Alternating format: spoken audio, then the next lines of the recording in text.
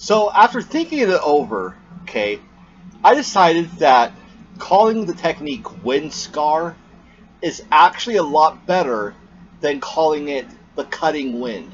Because the cutting wind sounds like a fart. Okay, sounds like someone's passing gas, cutting cheese. No, it just sounds like a fart.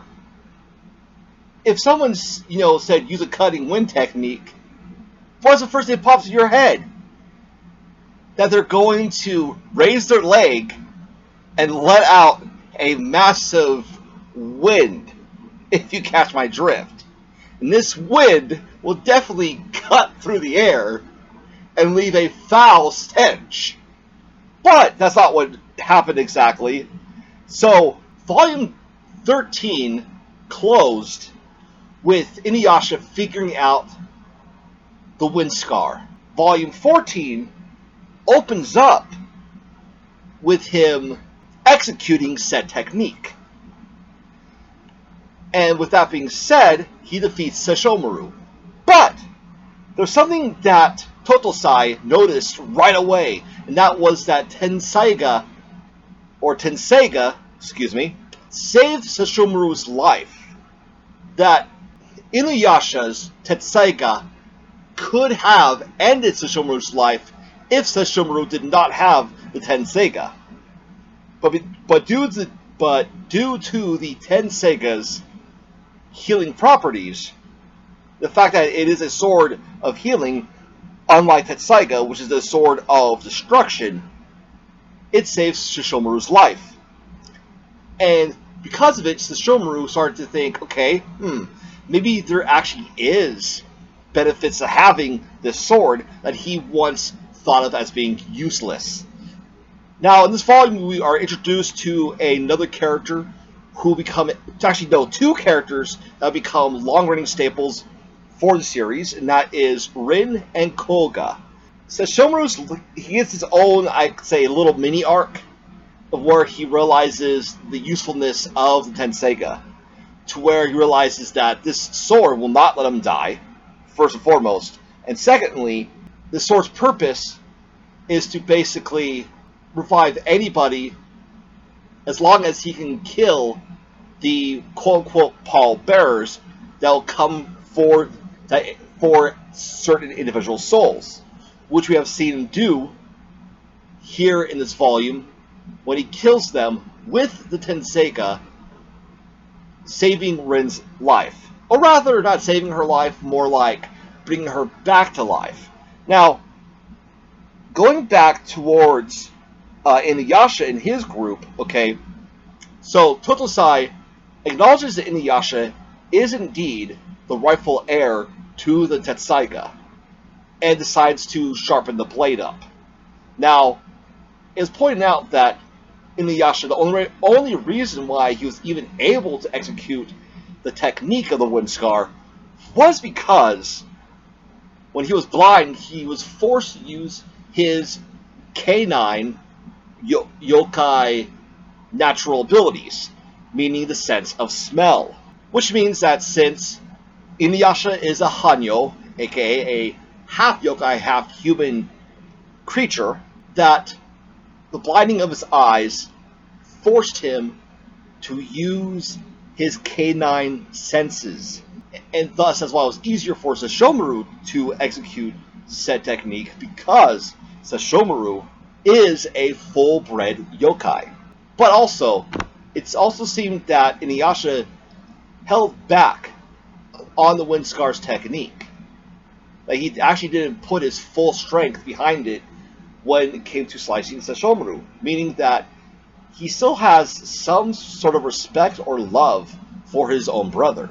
No idea if these two are ever going to get along, because I believe this is the third time that they have clashed. Possibly they might get along at some point in the story, maybe. I mean, it'll be getting kind of ridiculous if every time they fucking meet up, they're always clashing. That would just kind of get annoying after a while. Now, so right afterwards, this story kind of flows into the next story. doesn't feel like here's a story and then boom, here's the next story. These two kind of flow together because immediately after he receives his sharpened Tenseiga, they discovered that there are a bunch of dead humans but no dead animals. And thus enter Kouga. Now, Kouga figures out that Kagome can see the jewel shards, that she can sense them, he kidnaps her, and we learn that there is a ever-going battle between the yokai wolves versus the Goku-cho, or is it Goku-raku-cho? Anyways, I'll go by their English name, the Birds of Paradise. Apparently, these two yokai species have been at each other's throats for a long time. And thanks to Kagome's her ability to sense the Shikon jewel shards, Kouga can now take the fight to the birds and thus pinpoint which birds or which bird has the jewel shards. And of course, it's the biggest one of them all, the boss that has not one but two torsos atop its body. Kind of weird, but kind of cool at the same time. Also, guess who's useful in this volume? It's actually around in this volume too. Is Shippo? Yeah, Shippo is actually around and he's useful. If it wasn't for Shippo, Inuyasha and Co. would have not been able to find Kagome's location. And of course, once they arrive there, Inuyasha wants to kill Kouga for putting Kagome into danger, and a three-way battle ensues between the boss of the Birds of Paradise, Kouga, and Inuyasha.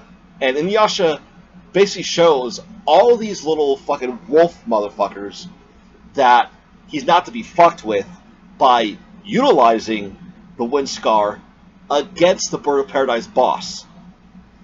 With one swing, slicing it to pieces, showing that, hey, I'm someone you don't fuck with. Now, the best thing about this volume, okay, is the fact that since Inuyasha is the kind of person that has a hard time expressing his emotions forthright, while Kouga is someone who does not have a hard time expressing their emotions forthright.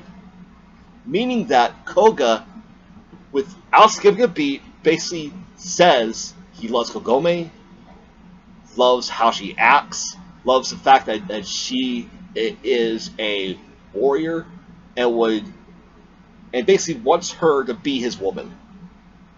While Inuyasha probably thinks the same, but can't vocalize it at the same intensity that Kouga does. And this right here shows us, the reader, the flaw of the half-yokai Inuyasha.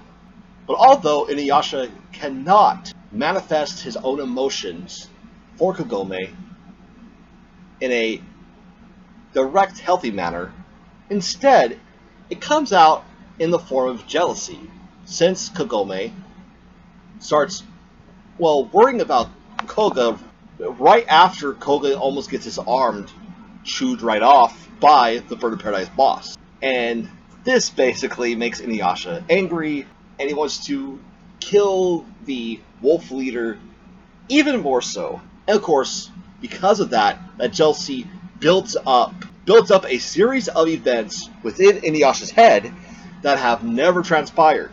His feelings on it is so powerful that it's causing delusions, which in return have pissed off Kagome, and she went back to her own time.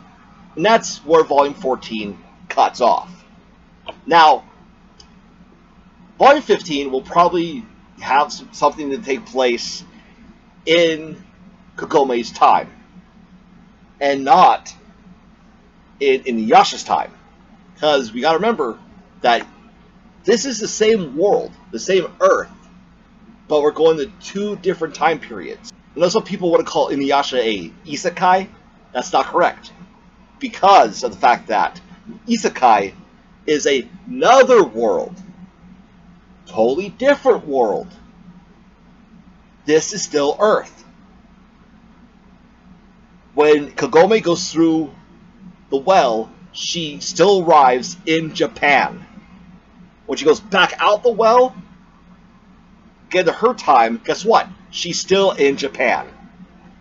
And with that being said, what do you guys think of Inuyasha Volume 14? Let me know in the comments down below. Thank you guys for watching. Hope you guys have a wonderful day. Make sure to give this video a thumbs up and hit that subscribe button, as well as a notification icon. And hit that bell so it's a ring-a-ding-dingin'. Alright, I'll talk to you guys later.